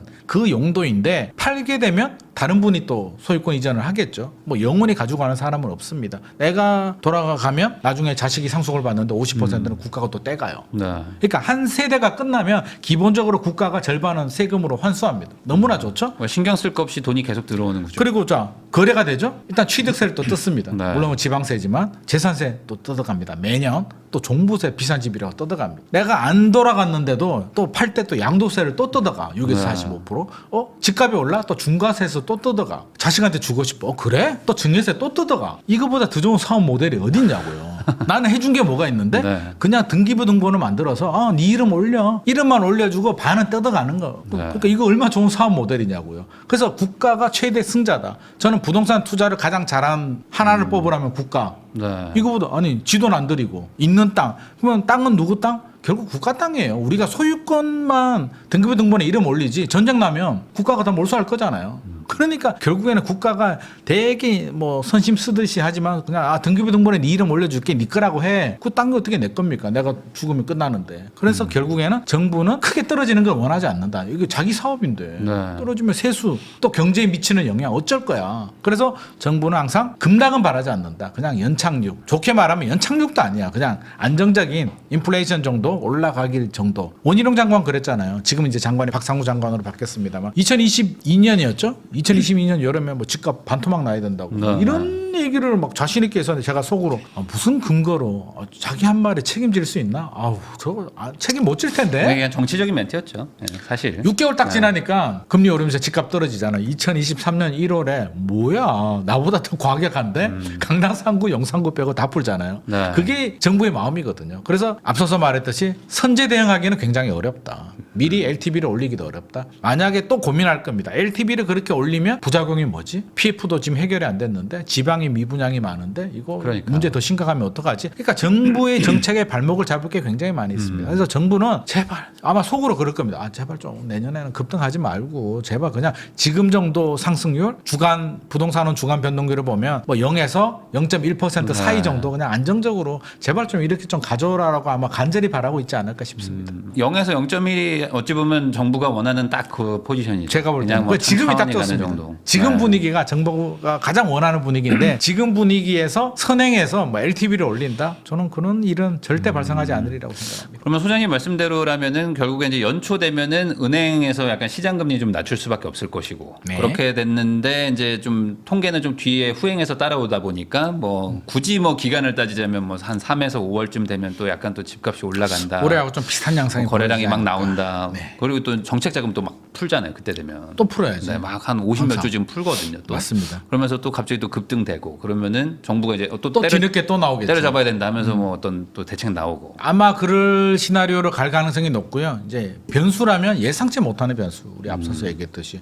우리가 예상 어떻게 해요? 미국이 금리 올릴 수도 있는 거고. 네. 뭐 또 요즘 중국 보면 뭐 경제 안 좋다. 미국도 사실 안 좋잖아요. 그래서 뭐 중국에서 무슨 일이 생길지도 모르겠고요. 러시아나 우크라이나 전쟁에서 또 어떤 일이 생길지 중동에서 이스라엘 뭐 확전돼서 이란하고 전면전에서 뭐 기름값이 폭등할지 모르잖아요. 그러니까 네. 모르는 변수를 가지고 지금 예측하지 말자는 거죠. 예상치 못하는 변수가 생기면 뭐 집값이 떨어질 수도 있습니다. 그래서 절대 안 떨어진다는 말은 저는 하지 않습니다. 지금이 앞서서도 제가 폭등하지도 않는다고 얘기를 했잖아요. 네. 조정의 구간, 그러니까 2021년까지 상승장은 끝났고 등락을 거듭하는 조정의 구간을 통과하고 있기 때문에 이런 상황에서 예상치 못하는 변수가 생기면 뭐 추가 하락이 있을 수도 있죠. 근데 우리가 100% 예상을 하고 예를 들어서 내 집 마련했습니다. 샀는데 절대 떨어지면 안 돼. 아니 우리가 살다 보면 뭐 길 가다가 넘어질 수도 네. 있는 거고 운전하다가 사고가 날 수도 있는 건데 수습하면 되죠. 그러니까 수습하지 못하는 사고 정도만 안 생기면 된다. 그게 뭘까? 제가 볼 때는 리스크 관리가 안 될 때. 집을 살 때 터무니없는 대출로. 우리 왜 2020년, 네. 2021년에 뭐 혼인신고 안 하고 한 사람은 담보대출, 한 사람은 전세대출, 신용대출 받고 부모님 지원 받고 해서 한 1억, 2억 정도 자기 자본 있는 분들이 10억, 12억짜리 사는 거. 저는 이런 거는 지금도 반대합니다. 네. 왜? 10%가 될지 1%가 될지는 모르겠으나 예상하지 못하는 변수는 언제든지 생길 수 있잖아요. 2022년에 금리 그렇게 올라갈 줄 우리가 어떻게 그러니까. 알았습니까? 전쟁? 아니 이렇게 오래 갈 줄 알았나? 올라갈 네. 줄도 몰랐고 러시아가 당연히 이길 줄 알았고 네. 한 6개월, 3개월에 끝날 줄 알았고요. 러시아, 우크라이나가 전쟁할 줄도 몰랐습니다. 그거 한패잖아. 원래 네. 사촌이잖아요. 형제 국가인데도 전쟁을 하더라고. 그러니까 이게 항상 예상치 못하는 변수는 생길 수가 있다. 그러면 우리가 리스크 관리는 하자. 그래서 버티는 게 굉장히 중요하다. 투자도 버텨야 되고요. 리스크 관리도 버티는 거라고 저는 생각을 합니다. 부동산에서 저는 가장 중요한 요소를 뽑으라면 버티기? 우리 옛날 영화 로키 영화 아시잖아요. 로키. 우리 세대들은 다 아는 로키. 로키 영화를 저는 옛날 비디오로 이제 네. 사촌 형 집에서 이제 비디오로 봤는데 처음에 봤을 때는 이제 1탄을 보면 로키가 우리 스텔론 형이 막 두들겨 맞고 이제 지잖아요. 판정패 하잖아요. 그래서 막 애인이름 막 불러. 제가 미쳤나. 경기를 졌는데 왜 여자를 부르고 난리야. 이해를 못 했는데 어른이 돼서 이제 최근에도 한 번 더 봤는데 보니까 이게 굉장히 심오한 뜻이 있더라고요. 로키의 전략은 이기는 게 아니었더라고요. 챔피언을 상대로 이길 수가 없는 게임이죠. 본인이 약세란 걸 아니까. 그럼 어떤 전략을 세우냐면 15라운드까지 버티기. 버티기가 쉽나요? 챔피언을 상대로. 그렇죠. 버티기 위해서 그렇게 운동을 하고 두들겨 맞고 다운이 돼도 일어나고 버티니까 결국엔 어떻게 됐나요? 사랑도 쟁취하고 2탄에서 또 챔피언도 되잖아요. 그래서 투자도 똑같다. 저는 네. 굉장히 힘든 상황이 발생할 수도 있는데 열심히 공부하고 우리 부인남 보면서 열심히 준비를 해서 버티는 노력. 근데 부동산 장기적으로 우상향하니까 버티면 저는 결국엔 다 승자다. 근데 못 버티는 게 문제이기 때문에 버티는 노력을 좀 많이 해야 될 것 같습니다. 그냥 뭐 지역마다 다 다르겠지만 어쨌든 어떤 뭐 이렇게 딱 범위 안에서 나름 그래도 좀 괜찮은 어떤 그런 입지 이런 데들을 버틸 수 있는 능력 안에서 사놓고 그렇죠. 우선 변수를 이제 최대한 제거한 상태에서 이제 버티다가 네. 갑자기 뭐가 터져. 그러면 이제 어떻게든 뭐 힘들지만 힘들지어도 참아내고 적어도 3년은 버텨야죠. 아, 3년 버티면 다 해결됩니다. 참아내면 그 다음에 이제 다시 또 이제 올라가는 그런 구조가 이제 그동안 반복됐으니까. 특히 아파트는 상가는 좀 다를 수는 있고요. 그렇죠. 상가는 사실 첫 단추를 잘못 꽂으면 10년이 쉽지 지나도 않지만. 사실 이게 답이 안 나올 수도 있어요. 뭐 입지가 안 좋다든지 또 배우 수요가 없다든지 여러 가지가 있을 수 있는데 사실 아파트는 어진간하면 우리가 지방 시대는 끝났다고 하는데 이제 서울 같은 경우는 상승 기간도 길고 네. 상승 폭도 크기 때문에 우리가 서울이 좋다고 하는 거고 그럼 지방은 안 오르느냐? 지방도 오르죠. 오를 버티면 때 되면 또. 오르죠. 네. 그러니까 오르는 기간이 서울보다는 짧죠. 뭐 3년, 뭐 5년 이렇게 될 수도 있고 폭도 좀 적을 수는 있지만 지방도 또 버티다 보면 또 기회는 옵니다. 그래서 혹시 지방에 아파트 계시는 분들도 지방에 답이 없으니까 무조건 팔고 무조건 서울로 가야 되라고는 하지 마시고 적절한 전략, 결국에는 버티기 전략이 좀 필요할 것 같습니다. 그러면 전반적으로 봤을 때 내년 뭐 상반기로 뭐 굳이 한정한다면은 약간 눌림목에 있다가 좀 약간 올라가는 그러면서 저는 이제 그렇게 뭐 예상하고 상반기 후반에는 약간 또 뭐 규제가 나올 수도 이건 뭐 아직 변수가 너무 많으니까 네네. 그러면 이제 그렇게 이제 본다면 굳이 지금 집을 사지 않아야 된다라고 하기에는 좀 사도 괜찮은 분위기일 수도 있겠네요. 지금의 어떤 시기가 실수요자. 네, 실수요자 입장에서는 이게 조건이 다릅니다. 다주택자냐 실수요자냐에 따라서 저는 좀 구분을 하고 싶고요. 왜냐면 지금 대출 규제가 팍 터지니까 실수요로 살려고 했던 분들도 이거 좀 기다려야 되는 거 아닌가 하시는 저는 분들이 있으니까. 실수요자들한테 제가 드리고 싶은 말씀은 그냥 내 집 마련이잖아요. 네. 우리 가족 나를 위해서 내 자금에 맞춰서 집을 사려는 거는 저는 하시라고 합니다. 두 가지 이유가 있는데요. 첫 번째는 이제 많은 분들이 고민하는 게 떨어질 때 사고 싶다. 떨어질 때 사고 싶다. 지극히 정상적이죠. 누구라도 지금보다 떨어졌을 때 사고 싶다라는 마음을 가지고 있는데 2025년이 떨어질 확률과 오를 확률이 몇 퍼센트가 될까? 떨어질 확률이 한 70% 이상이 되고 그에 따른 근거가 확실하다. 금리 올라갈 가능성이 높고 지금 또 올라가고 집값도 너무 많이 올랐고 이런 분위기라면 적어도 2022년 12월 2023년 1월 분위기라면 좀 기다려 볼 수도 있겠죠. 하락 구간이니까. 근데 지금은 하락 구간이 아니라 하락 찍고 이제 등락을 거듭하는 구간이기 때문에 하락할 확률보다는 저는 내년에 올라갈 확률이 높다라고 일단 생각은 하고 있고요. 폭등은 아니더라도 네. 만약에 내려갔어요. 살 수 있을까요? 실수요자들이 지금까지 주택을 구입하지 못하는 분들은 굉장히 위험 회피 성향의 보수적인 성향을 가지신 분들인데 이분들이 추가 하락이 왔을 때 용감하게 구입을 한다? 현실적으로 저는 굉장히 어려운 선택이 아닐까. 엄청난 용기. 지금보다 그러니까 지금 또 고민되잖아요. 올랐는 가격을 따라가야 돼. 더 떨어지면 어떡하지? 두렵잖아요. 두려운데 막상 2025년에 집값이 만약에 떨어진다면 그 두려움이 2배가 되거든요. 그 2배의 두려움을 극복하고 살 수 있을까? 현실적으로 저는 굉장히 좀 어렵다고 봅니다. 그걸 사는 사람들은 오히려 투자를 해봤던 사람들, 투자의 맛을 좀 본 사람들, 자금력이 더 있고 또 공격적으로 할 수 있는 사람들이 하락장에 사는 거지. 실제로 떨어지게 되면 저는 실수요자들은 사기 어렵기 때문에 너무 계산을 하지 마셔라. 우리가 계산대로 인생이 잘 안 되잖아요. 그래서 필요하고 자금이 되시는 분들은 사셔도 좋은데 이제 무리하면 안 되잖아요. 근데 지금 또 한강벨트 위주로 이제 신고가도 나오고 많이 올랐는데 한강벨트에 가시는 걸 생각하시는 분들이라면 한강벨트를 가셔야 되고요. 예를 들어서 뭐 강동구에 새 아파트를 하나 가지고 있었는데 팔았어. 현금 가지고 있어. 가지고 있다가 떨어지면 사야지라고 하면 이제 진짜 어렵거든요. 그런 분들은 사세요. 잠실에 가격 많이 올랐어. 그러면 자기가 팔았는 아파트도 많이 올랐는 가격에 팔았잖아요. 만약에 떨어지면 내가 가지고 있는 아파트도 같이 떨어졌을 거잖아요. 그러니까 그런 분들은 그냥 갈아타는 게 맞고 자금이 부족하신 분들이라면 서울에서도 아직도 전고점 회복 못한 곳들이 훨씬 더 많습니다. 네. 따지고 보면 훨씬 더 많아요. 전고점 대비 80% 수준에 머물러 있는 곳들도 생각보다 많이 있기 때문에 뭐 능력이 되면 한강벨트 가시고 내가 능력이 부족한 분들이라면 거기에 맞춰서 내 집 마련하면 되는 거지 또 후회할걸요? 그때 살걸. 그때 80% 구간에 살걸. 아마 내년에는 저는 그런 생각을 합니다. 물론 인기 지역들은 신고가 뚫고 더 올라갈 가능성도 있지만 사실 좀 불안하기도 하고 안 가본 길을 가기는 좀 어려운 상황 또 소득 대비 집값도 높은 상황이기 때문에 덜 올랐는 곳들로 아마 눈을 돌리는 분들이 저는 좀 늘어나지 않을까 그렇게 바라본다면 내 집 마련 하시는 분들은 하시고 다주택자들이야 뭐 사실 우리가 이렇게 말하는 여러 가지 전략들 있잖아요. 네. 떨어질 때 사라 또 뭐 2차 하락이 왔을 때 사라 2차 하락 고점 대비 30% 하락을 하고 저도 이제 그런 얘기 말씀 많이 들었는데 고점 대비 30% 떨어졌을 때 2022년 뭐 12월 정도 1차 하락 왔을 때 가격 폭락이 오게 되면 2019년 가격 정도 오면 사라고 하는데 그거는 사실 다주택자들한테 해당되는 얘기고요. 실수요자들이 그걸 기다렸다가 그 무서움을 극복하고 사기는 현실적으로 좀 어려울 것 같습니다. 아무래도 대출 규제가 지금 당분간은 뭐 거의 뭐 유일한 어떤 정부 정책 중에 하나이지 않을까 지금은 싶기는 그렇습니다. 한데 네네. 그 말은 또 올라가면 또 규제를 한다. 그러면 나는 또 못 사는 거니까 네. 어차피 자금은 계속 지금 위축되는 거잖아요. 나는 못 그렇죠. 사는 거잖아요. 사고 싶어도 또 규제하니까. 화폐 가치는 떨어지고 있고. 네, 그래서 이제 계속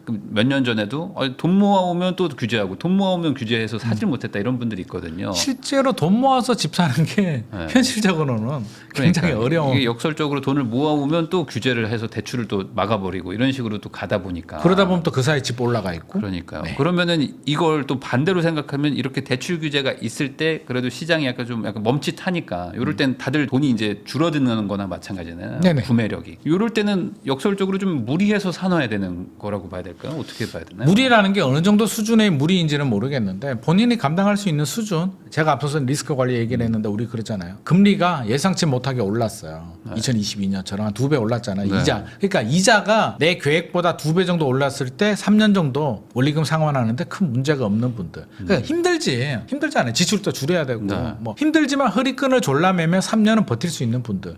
그런 분들이라면 저는 뭐 크게 위험하다고 생각하지는 않습니다. 그럼 이렇게 여쭤보면 더 좋을 것 같습니다. 그러니까 예를 들어 지금 내가 6억짜리 집을 막 보고 있었는데 네네. 대출이 이제 나오겠거니 하고 이제 살까 말까 하고 있다가 갑자기 대출이 팍 줄어가지고 한도가 줄었다. 한도가 줄어서 지금 한도. 5천만 원이 비는 거예요. 아. 근데 집값은 그대로 6억인 거죠. 네네. 여전 효과가. 네. 그러면 이 5천을 어떻게든 구해 와서 사서 빨리 갚아야 된다. 이게 이제 좋은 전략일지. 그래도 5천이 줄었는데 남들도 같이 줄었으니까 네. 조금 좀 기다려보자. 그러면 한 1,000, 2천이라 좀 빠지지 않을까. 이렇게 조금 기다려볼까라는 이걸 가지고 아마 고민 많이 하실 거거든요. 야, 근데 저는 1,2천을 가지고 그렇게 판단을 안 했으면 좋을 것 같습니다. 물론 중요하죠. 1,2천 벌기 얼마나 힘듭니까? 네. 중요하지만 부동산 투자에서 1,2천 가지고 고민하다가 타이밍 놓친 사람들 네. 부지기수거든요. 정말 많습니다. 나중에 매덕 놓친 사람들도 굉장히 많은데 6억짜리 아파트를 사는데 2천만 원 정도면 몇 퍼센트죠? 뭐 그럼 한 2%, 2%? 3%? 그러니까 네. 2%를 가지고 전체를 판단하는 미스를 저는 하면 안 된다고 생각합니다. 물론 조정되면 좋죠. 근데 지금이 주춤하잖아요. 주춤할 때가 다행히 뭐예요? 주춤 안 하고 올라갈 때는 그렇죠. 호가를 올려줘야 되잖아요. 네. 6억인데 집 계약하러 가면 집주인이 6억 2천 부른다니까요. 네, 맞아요. 그러니까 지금은 6억 2천 부르진 않잖아요. 매물을 내놓으면 분위기 이러니까 1,000만 원만 조정해 주세요. 그러면 협상 잘하면 또 조정도 돼요. 그러니까 오히려 1,000만 원, 2천만 원 협상으로 조절을 할 생각을 해야지 이걸 논리적으로 내려가길 바라는 것보다는 차라리 만약에 저는 2천을 내리고 싶으면 중개사한테 저는 차라리 당근을 던질 것 같습니다. 만약에 2천을 조정해주면 내가 중개보수 500 더 줄게. 한번 해봐라고 네. 하면 열심히 하지 않겠습니까? 너 500이 더 떨어지는데 중개보수 플러스 500을 더 준다고 하면 아마 2천 조정될 가능성 높고요. 그래도 조정 안 되면 안 되는 물건입니다. 그러면은 똑같은 질문인데 약간 버전을 바꿔가지고 6억인데 원래 내가 살려던 집은 6억인데 네. 지금 대출 규제가 탁 들어와서 이제 5억 5천 어치밖에 못 사게 되는 거잖아요. 사실 뭐 이제 아주 아니, 단순화하면. 네네. 그럼 여기서 5천 대출을 어떻게든 더 구해서 6억짜리 사는 것도 뭐 나쁘진 않다고 이제 정리하지만 네. 네. 부담은 되니까. 부담되죠. 그러면 그냥 5억 5천 구매력에 맞춰서 낮아진 걸 우선 사는 게 맞을까요? 5억 5천 다른 아파트를 네. 내가 6억 A라는 아파트를 사려고 했는데 어쨌든 규제는 지금 들어왔으니까. 부담되니까 5억 5천은 B라는 아파트를 산다. 그건 주관적인 선택이 될 것 같고요. 내가 6억을 5천을 더 빌려서 감당할 수 있다면 예를 들어서 뭐 전문직은 말할 것도 없고 네. 부부가 대기업을 다닌다. 연소득이 대기업 다니면 뭐 부부가 다니면 뭐 1억 5천 2억 정도 될 수는 있잖아요. 네. 그 정도 된다 그러면 5천만 원을 신용대출로 받아도 되고 부모님 지원을 받아도 되고 또 뭐 회사 내 뭐 다른 걸 해도 되고 5천 정도 그 한도가 줄어든 정도는 어느 정도 저는 커버를 할 수 있다고 생각합니다. 예를 들어서 자금력이 부족한데 6억 아파트를 사는데 대출을 뭐 원래 계획보다 뭐 한 몇 억을 더 받아야 돼. 내가 한 1억 받으려고 했는데 안 되겠어. 한 2억, 3억을 더 받아야 돼라고 하는 그런 거는 좀 무리인데 한도가 줄어든 정도, 한도가 한 5천 정도 지금 줄어들잖아요. 뭐 5천, 7천 뭐 이 정도 그 줄지 정도니까 않을까? 그 정도 능력 되시는 분들은 저는 뭐 네. 물론 이금융권이라든지 뭐 사채 이런 거 쓰면 안 되고 그런 거 말고 일반적인 금융권에서 빌리는 정도라면 해도 되고 나는 도저히 안 될 것 같아. 네. 그럴 수 있잖아요. 맞벌이도 아니고 나 혼자 버는데 이것도 너무 힘들어. 원래 6억도 나는 진짜 턱에 차는 턱에 수준이었다. 차서 더 이상은 안 돼. 여기서 뭐 금리 올라가면 나는 진짜 3년이 아니라 1년도 못 버틸 것 같아 하시는 분들 계시잖아요. 네. 그런 분들은 B로 가야 됩니다. 5억 5천. 좀 낮추서라도. 최선의 선택을 하는 거죠. 네. 그러면은 또 요것도 한번 여쭤보겠습니다. 요즘 어쨌든 뭐 얼죽신 해가지고 신축에 대한 선호도가 높은데 네. 뭐 물론 이제 신축이 입지도 좋으면 당연히 가격은 더 비싼 거지만 당연하죠. 이제 당연하죠. 그러다 보니까 이제 신축들이 먼저 치고 올라가가지고 지금 뭐 입지가 비슷해도 신축 구축 차이도 좀 벌어지고 있는 상황이잖아요. 네네. 그러다 보니까 아까 말씀하신 대로 전고점 대비 80%뭐 이런 거에서 아직 좀 주춤하고 있는 곳들이 구축에 좀 가까운 것들. 근데 뭐 재건축도 뭐 애매한 뭐 그런 연식 한 15년, 25년 뭐 이 정도 왔다 갔다 하는 곳들인데 여기가 앞으로 내년 25년에는 그래도 좀 주목받을 곳이라고 보세요. 어찌됐든. 올해보다는 어느 정도는 주목받을 것 같습니다. 항상 이게 뭐 랜드마크 또 먼저 치고 나가는 아파트가 있잖아요. 그게 재건축이 될 수도 있고 신축 아파트가 될 수도 있는데 2024년은 얼죽신이었고요. 2025년 또 아마 얼죽신이 굉장히 강세는 보일 텐데 얼죽신의 문제가 뭐냐면 비싸다. 가격이 대부분 신고가 나오는 건 얼죽신입니다. 얼죽신. 네. 신축 아파트 서울은 워낙 희소성이 있기 때문에 비싸요. 그러면 기본적으로 말씀하신 이제 한 10년, 15년, 20년 정도 된 아파트는 기본적인 가격 자체도 신축보다 저렴해요. 그러니까 건축비 뭐 원가법 건축비 생각하더라도 저렴하고 거기서 또 최근 상승률을 보면 전고점 대비 아직 회복을 못했기 때문에 두 가지 메리트가 있는 거죠. 신축보다 절대 가격도 저렴하고 회복 속도도 덜했기 때문에 오히려 저는 이런 아파트들이 저는 항상 주장하지만 뭐 능력이 되는 분들 신축이 좋은 분들은 아우 됐고 나는 그냥 신축이 좋아 하시는 분들은 능력과 가시는 거고 그게 아니라 계산을 해야 되는 분들 조금이라도 더 유리한 조건 최선의 선택을 하시고 싶은 분들이라면 저는 고점 대비 한 80% 수준의 구축이 있다. 예를 들어서 15년 된 아파트인데 신축은 예를 들어서 20억인데 이거는 정상적인 가격에서 원래 한 20% 차이가 났는데 지금은 30% 정도 신축하고 갭이 더 벌어졌다라고 한다면 오히려 저는 이게 더 낫다고 생각합니다. 그러면 지금의 어떤 이 시청하시는 분들, 지금 매수 수요이신 분들은 그래도 신축이면 뭔가 무리해도 갈만하다라는 뭔가 그런 느낌은 다들 있으신데 구축은 조금 뭐 돈 되나? 그러니까 이런 고민들을 좀 하실 텐데 이게 분위기가 바뀐다는 거는 결국에 뭔가 지금 상황하고는 좀 다른 변수가 생긴다는 건데 그게 전세값 상승 때문에 올까요? 어떤 전세가 상승도 영향을 올라오니까? 주죠. 전세는 저는 전세가 상승을 한 5년 정도 보고 있거든요. 이거는 1, 2년 만에 끝날 문제가 아닙니다. 이게 매매 같은 경우는 이제 뭐 예를 들어서 급등에 대한 피로감 이런 게 누적이 되면 쉬어갈 수 있잖아요. 굳이 내가 이 집을 사야 돼라고 하는데 전세는 대안이 없잖아요. 전세 안 가면 뭐 할 건데 집 사거나 월세로 가거나 두 가지 방법인데 월세는 또 올랐잖아요. 네. 전세가 그렇다고 해서 매매를 하기는 또 부담스럽잖아요. 그러니까 전세는 선택의 여지가 없기 때문에 올라가는데 전세에 결정적인 영향을 주는 건 앞서서 말했듯이 입주 물량. 입주 물량이 서울은 뭐 절대적으로 2026년은 7,500, 2028년은 뭐 맞나? 7년, 8년? 계속 부족하거든요. 그러면 전세 가격 올라가죠. 전세 가격 올라가게 되면 매매 가격을 밀어 올리고 내려가는 집값을 막아주는 하방 경직성이 있기 때문에 결국에는 상승에 영향을 주게 되고 물론 신축이 좋죠. 먼저 치고 올라가지. 먼저 치고 올라가면 2번 타자가 따라가는 거죠. 그럼 신축이 계속 올라간다? 물론 원밸리 같은 경우는 예외. 그러니까 그거는 이제 특수 지역이고요. 우리가 원밸리를 일반화하면 안 되잖아요. 그러니까 신축이 치고 올라가면 구축은 이제 눈높이를 맞추잖아요. 원밸리가 우리가 일반화하면 안 된다라고 하는데 지금 일반화하고 있잖아요. 어떤 현상이 발생하냐면 원밸리가 60억에 거래가 됐잖아요. 네. 잠실 쪽도 그렇고 다른 지역에서 뭐라고 얘기를 하냐면 야 반포가 60억 거래가 됐잖아. 원밸리에 한강 뷰가 나오는 아파트가 특수 물건이 60억에 거래가 됐는데 반포가 60억이잖아라고 해서 반포를 60억으로 이제 올려버립니다. 그러니까 기준을 마음에서 높여버린 거죠. 기준을 높여버립니다. 그러면 개포는요.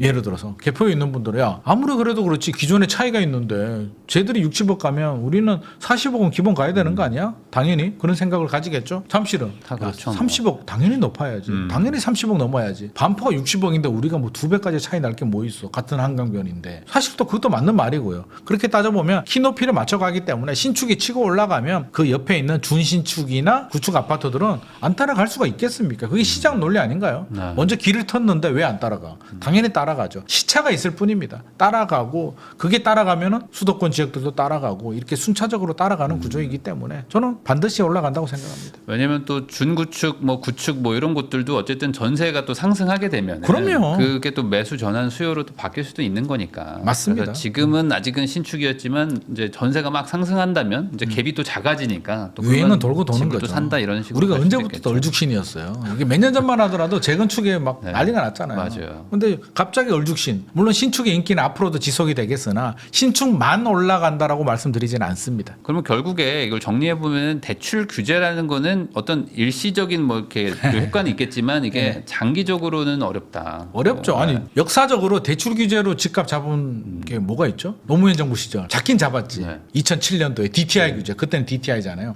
DSR 전시. 네. 그때 그게 한참 오래 갔어요. 집값 잡는데 즉효약은 대출 규제라는 공식이. 그래서 문재인 정부 시절에도 가장 먼저 도입한 게 대출 규제부터 규제 지역 지정해서 뭐 LTV, 뭐 DTI 올렸는데 그게 왜 그런 현상이 발생하냐면 2007년도에 재미를 봤거든.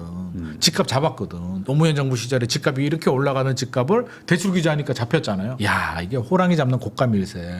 애가 신통방통하네 라고 생각했는데 한번 돌아보면 왜 잡혔다? 많이 올랐으니까 떨어질 때 됐잖아요. 조정될 때가 됐잖아요. 2002년부터 2007년까지 문재인 정부 시절처럼 미친 듯이 급등을 했는데 조정될 때가 됐는데 울고 싶은데 그냥 뺨을 한 대 때린 거잖아요. 안 울고 싶은데 뺨 때리면 화내지. 근데 울고 싶은데 뺨 때리면 울거든요. 그러니까 집값이 조정될 때가 됐는데 DTI 규제가 나오니까 딱 맞아 떨어지니까 부동산 시장도 그랬고 정부도 그렇고 야, 이게 대출 규제만 하면 집값 무조건 잡는구나. 구매 능력 규제하면 무조건 잡는구나. 문재인 정부 때 깨졌잖아요.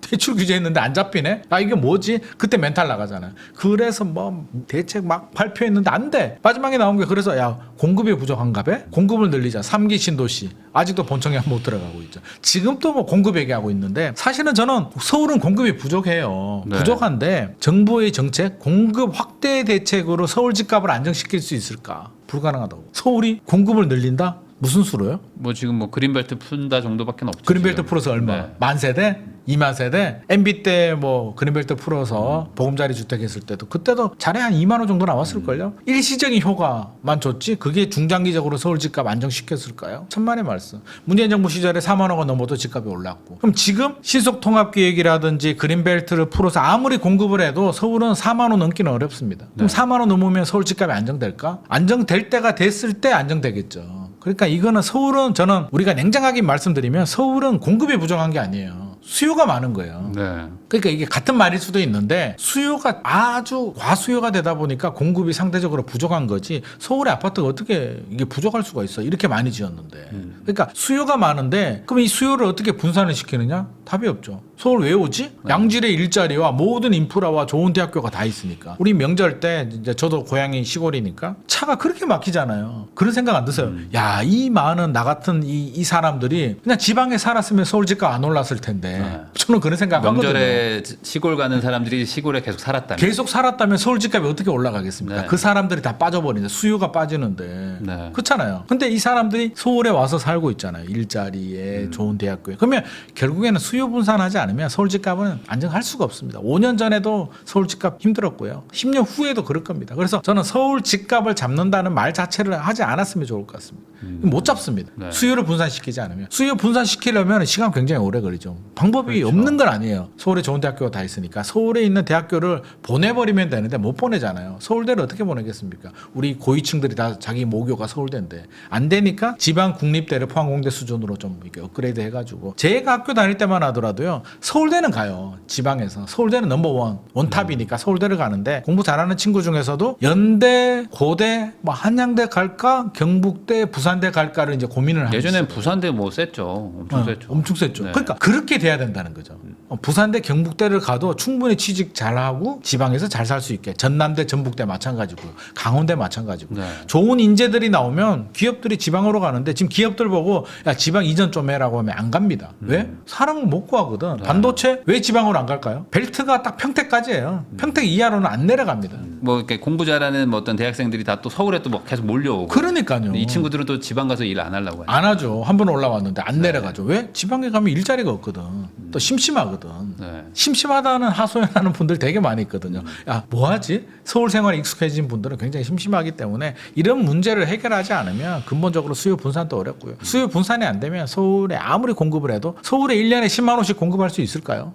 어렵죠. 지하철 지금 계획 발표됐는데 지하철 집어넣고 땅 위에 다 아파트 지어? 그러면 뭐 일시적으로 한 10년은 안정될 수는 있을지 모르겠는데 지하철 계획 발표된 거 보니까 2045년, 2050년 예정? 2050년이면 우리가 그 지하철을 탈 수 있을지도 저는 잘 모르겠습니다. 그래서 지금 국가가 결국에는 서울 도시 국가화를 그냥 용인하는 게 아닌가 뭐 이런 얘기도 있고 이제 어떤 맞습니다. GTX 이게 그나마 어차피 계속 몰려오니까 네네. 조금 좀 분산시켜 놓자라는 그런 계획인 것 같기도 한데 네네. 그러면 이렇게 되면 뭐 나라가 뭐 앞으로 뭐 좋아지네 마네 이런 얘기는 뭐 그건 차치하고 그건 정치적인 얘기니까 이 서울 뭐 수도권 집값은 계속 더 상승할 가능성이 높은 것이고 더 문제가 그럼 지방에 있는 분들도 이걸 모르지 않기 때문에 서울로 또 막 사러 오시잖아요. 아까 그게 지금 말씀하신 문제잖아요. 회장님들처럼. 서울 집중화 현상은. 그게 가수요고 또 그게 그런 것들을 계속 만들어내는 거니까. 지금 그런 상황이죠. 근데 이거를 현실적으로 해결할 방법은 없다. 제가 볼 때는 이렇게 없습니다. 정리를 해야 어떻게 되는 해결해야 될까요? 그러니까 서울로 오지 마. 법으로 막을까요? 지방에 계시는 분들은 서울 아파트 살려면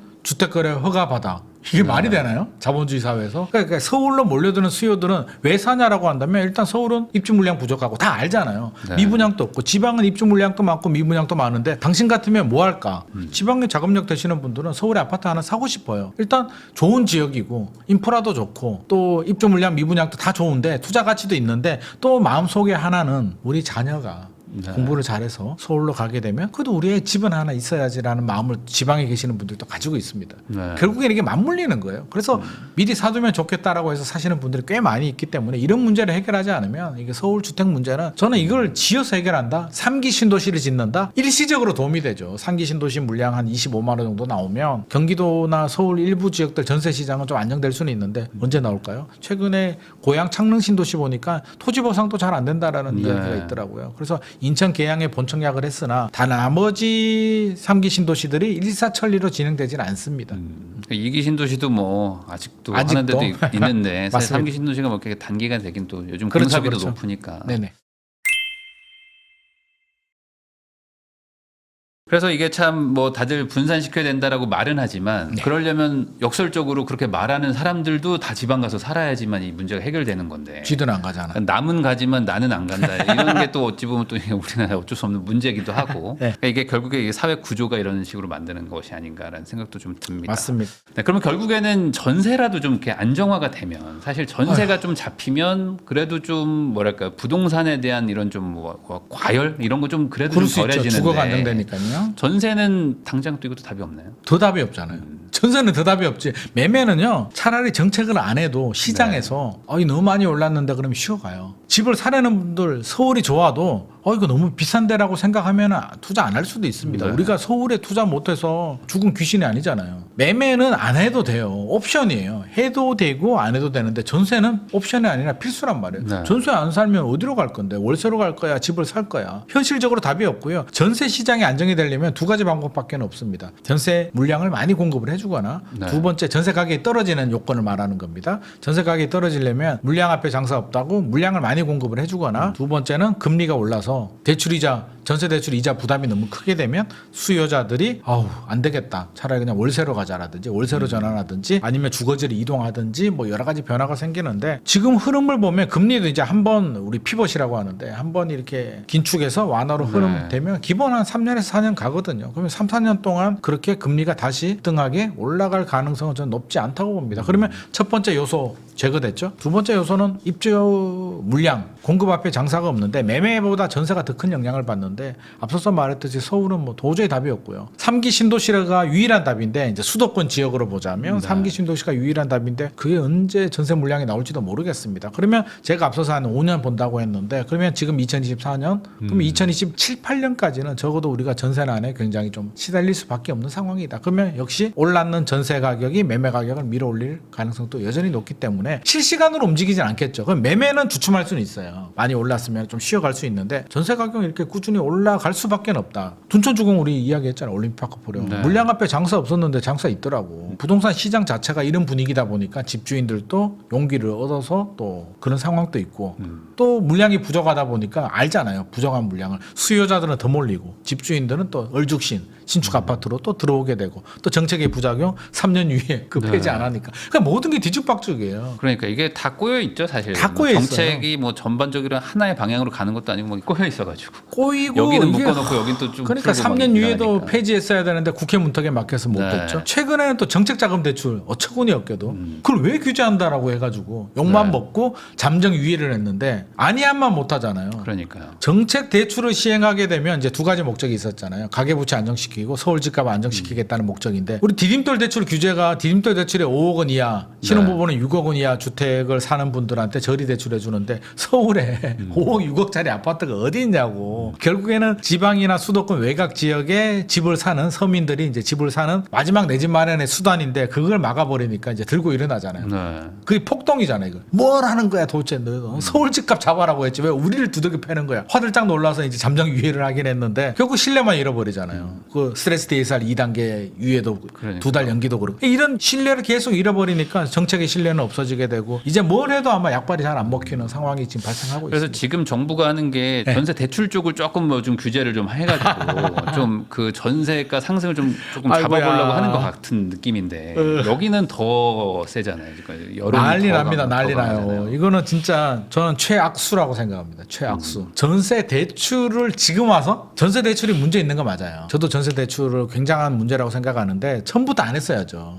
처음부터 MB 정부 때 전세 대출을 처음부터 시행을 안 했더라면 집값도 이렇게 안 올랐죠. 전세 대출 시행되니까 이제 그런 일들이 발생하잖아요. 2009년도에 처음에 집주인들도 이제 전세 가격을 올리잖아요. 올리는데 누울 자리를 보고 다리를 뻗는다고. 원래 집주인들이 매덕씩 안 올려요. 네. 왜 이 세입자들이 능력이 뻔한데 그렇죠. 아니 월급쟁이들한테 갑자기 2억 올려달라고 하면 무슨 수로 2년 만에 2억을 어떻게 마련합니까? 그러니까 한 3천만 원 올려달라, 2천만 원 올려달라. 기존에는 이제 그렇게 올라갔는데 전세대출 시행되니까 막 올리잖아요. 5천만 원 올려줘, 1억 올려줘. 또 돈 없는데요? 은행 가봐, 대출해줘. 그러네. 월세보다 훨씬 더 유리하네. 그렇게 되면서 전세 가격이 천정부지 올라가고 그렇게 올라가는 전세 가격이 매매 가격을 밀어 올리는데 자 이미 시행이 됐죠. 근데 이제 와서 전세 대출을 줄이게 되면 취지는 좋죠. 또 가계 대출도 줄이고 네. 또 집값 상승의 고리를 한번 끊어준다는데 굉장한 의미가 있는데 그럼 전세는 누가 산다? 실수요자들이 네. 살고 있는데 신혼부부들 전세 대출 받아서 전세 가야 되는데 내 집 마련하려니까 아무래도 집값 너무 올랐는 것 같아. 그럼 전세 대출을 줄이면 뭐 하라는 거야? 집 사라는 거야?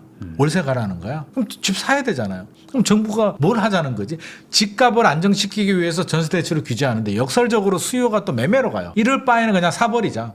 어차피 대출 안 나오는 거 부모님 도움을 받든 신용 대출을 받든 사버리자. 전세를 부모님 도움 받고 신용 대출 받아서 전세 가격을 올려서 전세 갈 필요는 없잖아요. 네. 사버리지 뭐. 결국에는 저는 매매를 더 자극시킨다. 그래서 이런 정책은 안 했으면 좋겠다는 입장입니다. 또 전세 대출을 규제해가지고 전세를 이제 나가야 되시는 분들 입장에서는 지금 사는 동네보다 조금 더 안 좋은 동네나 역전세 생겨요. 평수를 또 낮춰야 되고 막 하는데 그거에 대한 그 불만이 또 엄청나실 거라서 폭동이 일어난다니까요. 불만도 많고 네. 이게 또 역전세도 생겨요. 그럴 멀쩡한 수 있죠. 역전세. 지금 네. 보증보험도 150 공시가격 150%에서 126% 내리면서 지금 막 정상적인 물건들 또 빌라 오피스텔 또 다 역전세 만들어 버렸잖아요. 그 정책의 부작용이잖아요. 사기 아니라고요. 사기 네. 아닌데 역전세 만들었는데 이거 규제하면 새로운 세입자가 전세 대출 한도가 줄어드는데 전세를 어떻게 내냐고. 한도 줄어들면 집주인이 반환 무슨 돈으로? 그러니까 그 역전세예요. 그럼 역전세 뒷감당 어떻게 할 또 거냐? 한 번 역전세 날이 또 생길 수도 있는 거고. 그러니까 이거는 진짜 신중해야 돼. 이게 너무 지극히 가끔 이렇게 전세 대출을 규제해야 된다라고 말씀하시는 분들이 있는데 이건 너무 이론적이에요. 말은 맞는 말인데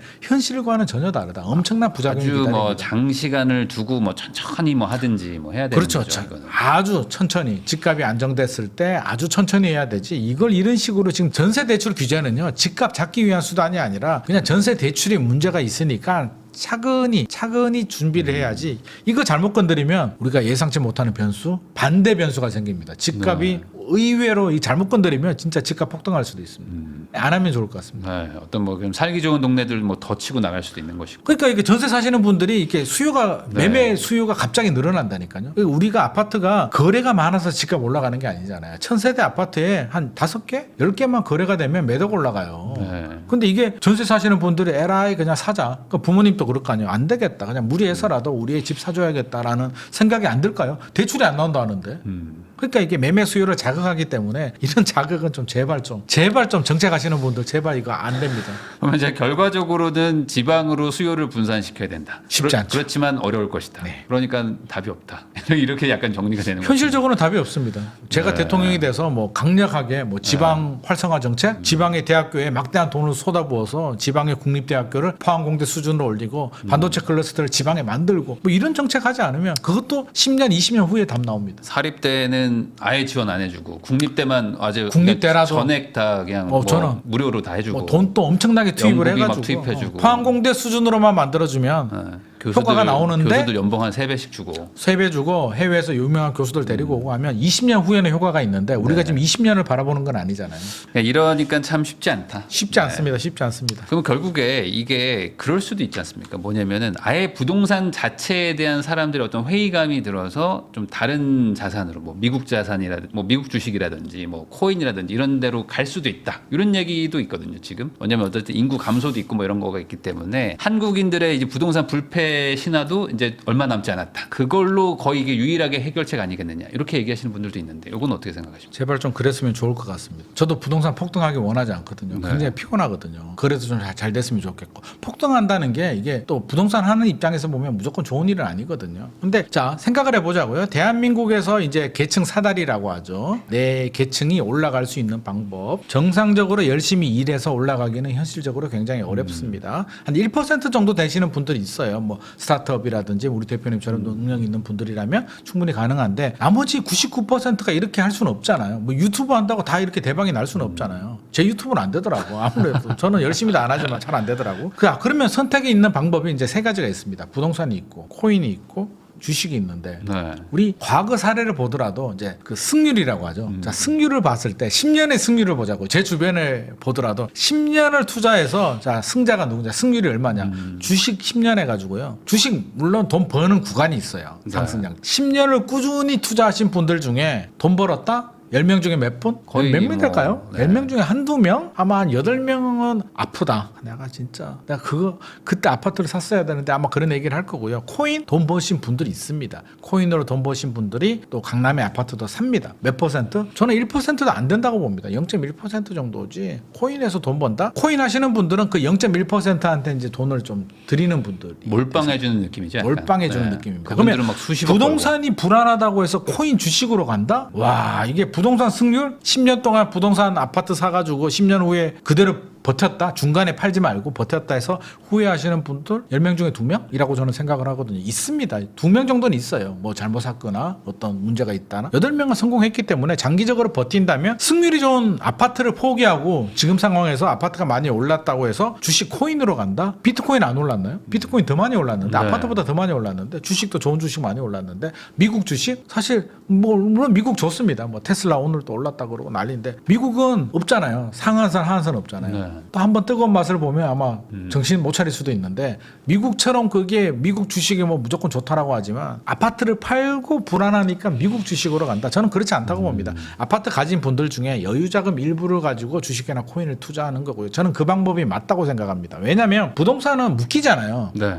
이게 황금성이라고 하는데 이게 단점이자 장점이거든요. 팔 때 빨리 안 팔려요. 근데 그게 장점이 되는 게 팔려고 했는데 안 팔리니까 내버려 뒀는데 가격이 올라가 있다. 우리 2012년, 13년, 14년에 그런 분들 많았잖아요. 네. 제발 좀 팔아주세요. 막 울어요. 막 우는 분들도 있었어요. 막 울면서 제발 좀 팔아주세요. 안 팔려. 울면서 그냥 어쩔 수 없어. 전세로 돌려야 돼 했는데 몇 년 후에 집값이 몇억 오르고 그 집이 막 몇십억 올라가지고 안 찾아오더라고. 네. 집값 올라가지고. 그러니까 부동산은 그런데 주식, 코인은 저는 그게 현실적으로 어렵다고. 그냥 여유 자금으로.